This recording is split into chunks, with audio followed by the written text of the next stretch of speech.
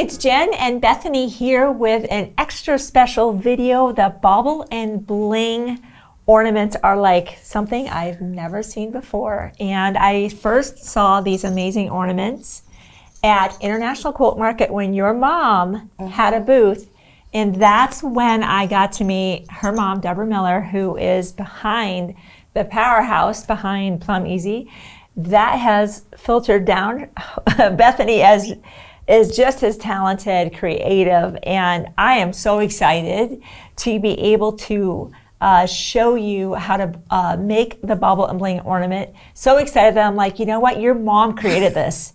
You should be the one really taking the deep dive into the pattern, creating these, and bringing, it's really your mom and you all wrapped up in one. I had to have you do it. So thank you for jumping in there, making the samples, and I know you've learned a lot along the way, a lot of pointers you've discovered that are maybe some of that is in addition to what's in the pattern. I know the pattern includes 2 templates. Correct. 2, you have to have the template to make this, and it stays in your project. It's not reusable. Okay, it's the foundation to everything. It's a consumable. So there's the refill pack of 6. So just like you've done with the point of view, when you get the pattern, just buy the refill pack, because you can see from those on the table, those to our left and our right, there are really an endless combination. And once you buy a big spool of ribbon, you want to be making lots of these. Well, you're going to have enough ribbon to make a few with each spool you have. So be sure to pick up the pattern and the refill pack. And Bethany is going to take us through what do we need to create this. What's a pro and a con? You've discovered a lot of things. I've heard bits and pieces. I have never made this, so I am your eyes, and as I think of questions that you might be asking, I'll just ask you. All right. Yep. So tell us. Okay, let's talk ribbon. Okay. Okay. The pattern is written for 1.5 inch wide ribbon. Okay. You may notice here that the blue 1.5 inch is a little bit wider than my white 1.5 inch. Oh. I've been finding that with a lot of the ribbons. They try really hard. 1.5 ish. So we got to remember, this is not quilting cotton patchwork here. Okay. So we got to get that perfection out of our mind. We're gonna work with what we got and do an exceptional project with it. Okay, I like that. Okay. So be wary of the width. There is some instructions on how to adjust this if you're using different widths of ribbon in here. Oh, good. But the standard is 1.5 inch, and everything I found was wired. Okay. So when I was practicing making these, I found these shears in the sewing room. We use these on the rag quilt. They're spring-loaded. They're serrated. They're wonderful. And these will go through, this is my wired ribbon, right through that wire there. Okay, if you see, I can pull out the little wire. You can see that wire's in there. Right. Okay, and stay super sharp. And they still cut through my ribbon beautifully. Okay. So we want to avoid using our quilters who have the rotary cutter. Are we going to dull our blade if we do that? I found, so definitely don't cut your wired ribbon with a rotary cutter. But even if you get your whole ribbon and you get all your wire out, I still found with all the glitter ribbon and the metallics in here, it messed up my blade on my rotary cutter. These were the ones to go. I'm not using a rotary cutter for anything. We're going to use our mat and get this to be about the size that it says. Perfect. And it'll work just fine. Great. Okay. I did want to show a trick for getting the wire out. Some ribbons I found, the wire was really tight in there, and so I had to cut my little segments and pull out the wires individually. Some of them I could pull them out in advance from a big long piece. So I'm going to show this down here. Take my tweezers and kind of push the ribbon down and grab that. And just pull right out. You want to make sure you're keeping this out of the hands of little ones or something like that. Make sure you wrap it up so it can be disposed of. Okay. Good. The wire comes out easily. And then let's talk about the kind of different types of ribbon here. This one I can tell is woven. This is a different kind of weave pattern. You can see there's a lot of movement to it, where this one might have that one. I've got a glitter, I've got a see-through. I love them all. I saw this blue on the spool and I was like, that's so gorgeous.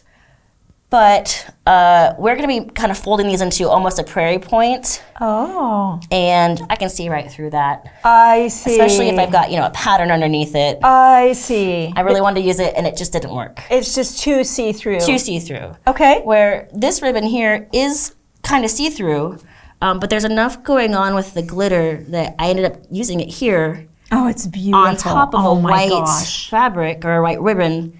And I think it just popped beautifully. Oh, it's stunning. Okay. It's beautiful. I loved, with some of the pattern ribbons, you can maybe like fussy cut them and fold them so that your pattern is matching up. Yeah, sure. Or do them off a little bit. Yeah. So you're getting more variety. I like There's it. There's a lot going on there. I think you're gonna be inspired by your ribbon. Put your showstopper on the top. And I think you're going to have a really good time making this. So. Oh, they're amazing. And I noticed we've got 2 different sizes. I'm Yes. sure you'll dive us into that. Oh, yeah. Yeah. So I'm going to... I love ribbon. I mean, I love ribbon. And sometimes I'm like, what do I do with it? And now I know. Especially if you buy a big spool for 1 or 2 gifts and then you have all this left over. What's the narrowest ribbon that a person could use and make this work? So I had I want to say 7/8 satin ribbon. Okay. And I used it for my center only. Okay. So we could have different widths depending on where it is. I couldn't use it on my outer layers, but the center I could, just because you're getting too far down here. Okay. But I would say 1.5 inches is really it's easy to work with. Okay. Yeah, we're not using like curling ribbon or acetate ribbon. It's not going to work for this. It's got to be some kind of woven. Okay. Okay. So you see our template here. We've got a lot going on. I have diamonds running this way, squares going around. I've got circles in here, and then my crosshairs running across. This is all going to help us with our placement, just like we do with the folded star hot pad. Yes. Where that helps us with the placement. Yep. The one of the things that's different from this is that in the folded star, we can glue everything down and we sew 4 seams and we're ready to quilt and bind, right? Yes. This one's got a little more work going on because this isn't fabric. It doesn't behave the same.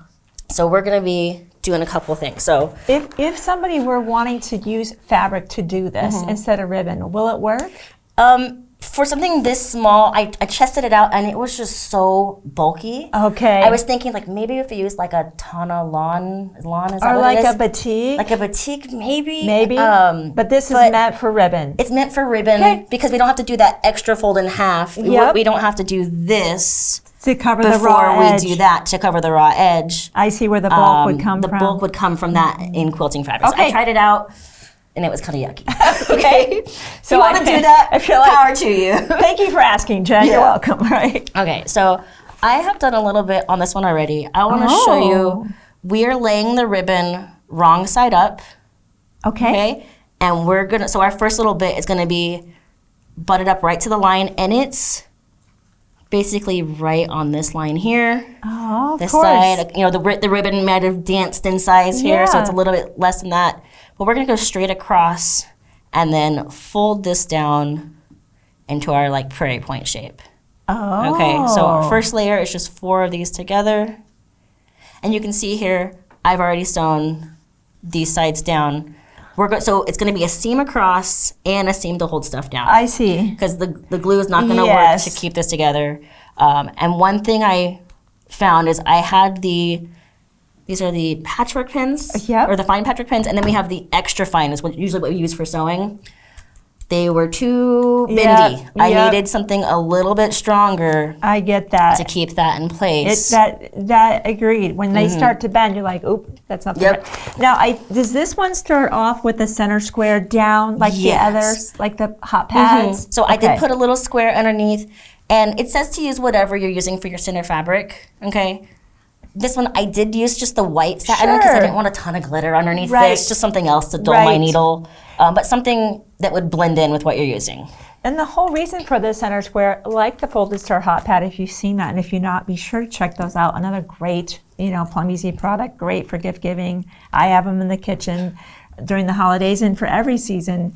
But that way, if you do see just a bit of the center, now you're not seeing the template, you're seeing a white, or whatever that center fabric is. Because these 4 fabrics here are not pieced together. Technically, if you pinch that, that's Yep. the template underneath, but now we've got that little bit of insurance to keep it from peeking through, okay? So we do our 4 and then stitch around the edge or stitch one at a time as you go. I kind of did both back and forth just between what the ribbon dictated. Some, like this ribbon folded really beautifully and really sharp. Oh. Some of my other ribbons that had a bit more bias to them, Right. I had to stop and sew each one. Would you recommend, I know this isn't a cotton fabric, would you put an applique pressing sheet over this and do any ironing at this point? Or this is just folding over and pinning? Yes, I did iron as I went. So like this one here, this ribbon behaved beautifully. I didn't need to iron it. Okay. When I got to my next one here, like I'll show you this. This is my next layer is red. Oh, wow. This, it needed a little bit of encouragement. And so I didn't use a pressing sheet, but I did put my iron on a synthetic setting and just gave it a little bit of encouragement, okay? So I'm gonna set this aside. I like that term, encouragement. Okay. And then you might see I have 2 different pieces here, 2 different sizes. That's to show you what not to do, okay? This is not what the pattern says to do. Well, the pattern says to cut your pieces here for your layers in 4-inch segments. Okay. I found that for my center and my next round, so we see like the glitter and the red here, it was a little too big, and I want to show you what happens, okay? Okay. So when I sew across and then fold this down, okay, now I'm covering up the template here, and that's my next registration mark for my next fabric. I see. So if I, like I have here, kept it just a little bit short, I think I did a 1/2 inch shorter, like a 3.5. Oh. Now it's not covering up that line. You can see here, I can see my next one. I see. Okay, so that really helped me. Okay. We're gonna ignore the big one right now. Yep, or okay? trim it, right? Trim it with our shears. Yeah. This is one where the fabric, if you know, I want to pull this and then pull it tight because I'm used to folding prairie points. But if I do that, I'm not getting a right angle on that. It's distorting It's a little distorting. bit. So Sure. the top edge does not warp. That's tight. So we're gonna pin that. And then I found that this is where I'd want to go in and maybe press this here to make sure it's following the angles of the piece, you know, previous to it. Okay. So this goes around, you would do 1, 2, 3, 4, and then 1, 2, 3, 4. You're not gonna spiral. It's just a little too hard to spiral these. We're not gluing them down. We wanna go one at a time. And then I sewed everything down in a big circle to keep that all down. Okay. So we're gonna jump ahead a couple skips. Perfect. Because it's basically the same thing. We're stitching right down the middle. We do wanna keep, you see, I have my white thread on my red ribbon. Yes. Because we're stitching through the middle every time, Oh. we're gonna keep that thread matching whatever's in the middle. Okay, I was wondering about that, about a thread change. Don't do it. Don't do your it. Your thread should be what's in the middle. Correct. Okay. Yep. I did try this with a monofilament thread. Yeah. Nightmare. Nightmare. Just use your cotton. Use your metallic needle. I found that even though I'm not sewing with a metallic thread, because I'm going through so much metallics on my ribbon and the glitter and just different things, I was like, let me just try it. I know it's not for that. Let me just try it. And my thread stopped breaking as soon as I put in a metallic needle. Fantastic. So that was the one. It's the Schmetz 9014. We definitely use that with that metallic and the thread director. Yep. And that's like a magic combination. But look at that. All right. Oh my gosh. So the pattern says to do 3 rounds. So this is my 1, 2, 3. And then that would be that's kind of your standard. And then it gives lots of instructions on how to make it bigger or how to use more ribbons or how to change out every other one. So you get all these dimensional stars here. When I did it exactly as the pattern said with the 1.5 ribbon, I found that my corners kind of peeked out here. That 1.5 didn't quite reach to the corner. And I noticed that all of these pin cushions here or on the pattern cover had like an extra piece in the corner. Okay, and I figure with my mom making a ton of these and maybe using different size ribbons, we might have missed something a little bit there. But I just thought it was adorable, and it was a little bit of extra to just put 4 in the corner to make this just a little bit bigger, because I'm gonna have this be like on point here. That's this one here. So this one here, I made it a little bit bigger and did 8 instead of just the 4. Oh. But I wanted to show you 2 ways that are very, very similar. Yes, okay? this right here. Yeah. So this one here, we see I've got 1, 2, 3 layers plus in the corner I've got my 1, 2, 3, 4 on this one. Okay. So it's smaller than this, but we've got that extra ribbon covering up the corners. I see. Okay, and you see that little bit there kind of peeking out. Yep. Yeah. So same size. We're just going to add another dimension there. And if you wanted that to be the same color, you can add another little piece of the same ribbon to that. But I liked what it did when you kind of added something else to it. Okay. It's beautiful. You might be able to see from overhead that I've got 2 basting lines running around this. Okay. If I flip this over, there's a lot going on here. We did a lot of starting and stopping on our stitching. This. Okay. The first time I sewed this, I know if this is my points, then I'm going to be following the diamond there and not the square. You see what I'm saying here? Okay. I started it wrong the first time, I had to take it out. Okay. So just keep track of, are you doing the diamond? It actually is labeled here, square and diamond, if you flip it over. I am apparently doing the diamond. Okay? Okay. Okay. So the pattern says to stitch between, this is my 4-inch and my 4-inch and my 5-inch square or diamond. So I stitch right between those, basically that hovers right in between the 2 lines. And then we're going to stitch right to the outside of this 4-inch line. So I see that. So it's kind of hard to see back here because there's a lot going on. But if I flip it over, you can see there's 2 basting lines here. I do see that. And if you remember, our 4-inch line here is just to the inside of this one. So if I flip it over, it's just to the inside of this. Okay. When we trim this up and put our backing on, we're going to be sewing on that 4-inch line. And so this is basically a really good stay stitch to keep this all put. Okay. This is going to lock this in. Frays. Oh, of course. I know when my mom was working on this, she was using clear nail polish to keep it from fraying. If I cut my ribbon kind of straight and I was using these shears, I didn't really have a problem with it. But I don't know what kind of ribbon she was using for all of hers. So I did go ahead and cut this out, and we're gonna go just to the outside. It's so hard to see. Outside of that, largest basting stitch there. Okay. So we're not gonna be doing a 1/4-inch seam when we do our backing. We will be sewing right on that line. Okay. I've got one already prepped here. I trimmed it up. Okay. So we're gonna pretend it's trimmed up. You see my outer basting line, my inner basting line. See it there? Outer basting, inner basting, and then this is my seam that I've sewn my backing on. Okay. And you see the corners are kind of rounded in here. I highly, highly suggest doing that because there's so much bulk in here that if you did these as a sharp right angle, you're not going to be able to turn these through. Okay. So I added a little ribbon here for hanging that's looped inside, an opening for turning. These take a little elbow grease to turn. Okay. But we're gonna get it out. We're almost done with this, yeah? That's amazing. So I can see there's a lot of bulk. Would you sew with a shortened stitch length just to stabilize all of this? Definitely. I sewed with a 2.0 on the whole project, and then when I went over where my ribbon is, I shortened my stitch and kind of back stitch a little bit. So I would think. We're gonna get this. I know it's doable because I've made a few of them this week. Yeah, you have. I keep seeing them as I go by the sewing room, and there's another one hanging up, and there's another one hanging. I'm like, oh, I think this is my favorite. And then, oh, nope, I have a new favorite. Yeah. Very pretty. So this is coming through, and we're just going to be real gentle. And I found the ribbon is really, it turns beautifully.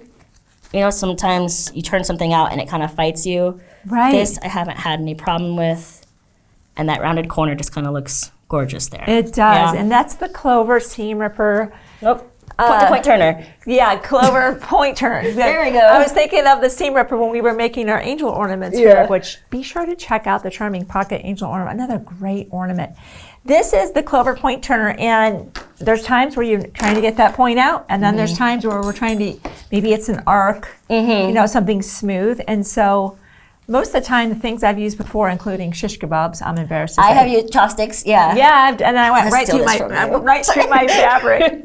So it's nice that it has both the point and the curve all in one tool. Clover's so clever that way.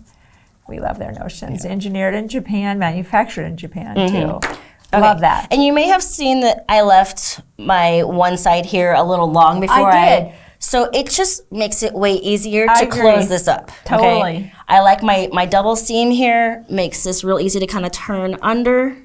Okay, that there. Okay. Bethany, what are we filling this with? I don't know. We're gonna use some polyfill to fill this up. That is so cute. That's I just beautiful. love that. I got a big old bunch of this, and I just kind of take small bits of it. I found if I did a big wad, it kind of looked lumpy on the back. Yes. So just started going for it and getting this down into the corners. And I kind of tried to do one a little skinnier, and I just found they were just so much cuter, a little overstuffed. Oh, sure. They so- want to be prominent on that Christmas tree. And then my very favorite thing about this, which just, I was so tickled when I read this in the pattern, is that it does not call for you to hand stitch this closed. Praise God, because that would be a lot of ribbon here to go through. And we don't need to add our embellishments or our bling at the bottom now and close it later. That's later. You can do it now, or you can do it later. I found there was some where if I tried to do it ahead of time, I didn't have a good time tying off the thread. So actually, when I added mine, I would go like through the layers for my first stitch. You know, I'm to kind of jumping bury that ahead. thread. Bury that I'm thread. jumping ahead here. You know. So okay, so I've got this here, nice and full. Okay, this is my favorite part. We're gonna take Unique Stitch fabric glue. Okay, this is a great fabric glue. I've used it in a couple products. It dries super fast and it's very strong. It's not gonna be a permanent solution for like a garment or a bed quilt that you're gonna get a lot of wear out of. Sure. But for something that's mostly display, gonna get a very little handling, this is the way to go. This is amazing. So you did not close these with hand stitching. No, every single one of these I have closed with glue. And let me see if I can find, it was even hard to find which seam. I think this is the seam I closed with glue, and I can't even tell. That's amazing. So we're gonna grab, I found, my way of doing this was to close it with my Wonder Clips first. Okay. Okay. And then take them off one at a time and put some glue in there. There you go. And then kind of clamp it. So I wasn't like getting glue everywhere. Okay. Okay. So kind of put one in the middle, and this stuff dries really fast. It also dries clear, and I didn't find that it like tinted my fabric. So you know, like sometimes you get fabric wet and it looks darker. Right. I didn't find that it did that. That's amazing. So we're right just gonna there. put a little bit, and again, I just clipped this tight. And it did dry within about 30 minutes. I think this one I made about an hour ago. Really? Yeah. And this one? Yeah, this one. My, And let me feel it. It's hot to the touch. yeah, Yes. The glue on that is dry all the way. Super cute. It's beautiful. I mean, beautiful. Put that by the light, you know, on the tree, and then it catches all the glitter and that. Oh. So a little thing there. So kind of hard to see with the clips on there. But you see this one had my extra layer. Yes. And when I was able, because of that, it covered more of the template, I was able to make it a little bigger. Yeah. And you know, you saw on here, we've got layers out. So if you wanted to make maybe a little, like a bigger cushion, instead of just an ornament or something else, there's a lot of room to work with this on the template here. Wow. All the more reason to share with us on social and show us what you did do. What size? What were your choices? Wow. Okay. So there's a lot going on. And then, of course, the bling part of it. Well, no, the bauble. Yeah. Is the bling the ribbon and the bauble is the thing hanging off the end? The bauble and the bling. I would say the bauble must be the thing hanging off the end. Yeah. So I found some bells you can see over here. I think I got some beads and buttons. Whatever you can find. There's so many options at bead shops now. Just something beautiful and that'll catch the light to hang off the end of this. And that would be kind of just make it work, make it happen. Yeah, there's instructions on a couple different ways. There's instructions in the pattern on how to do maybe adding a little like circle jump ring and then just clipping a little like lobster clasp charm on there. Very interesting. There's a couple different options given in the pattern. Your for mom. that. Why am I'm not surprised. Between Deborah and Bethany Miller, two incredibly talented women. Thank you for showing us Bauble and Bling. I have been envisioning this since I saw these for the first time at market years ago. And I'm like, when are we going to bring this to the customers? So you can see this is just, what a fun way to go shopping for ribbon, envision the combinations, to make for your family, and to obviously give us gifts. It would just be extraordinary. So thank you so much for giving Bethany and I some of your day to show you how to make the Bauble and Bling ornaments from Plum Easy Patterns. We'll see you soon.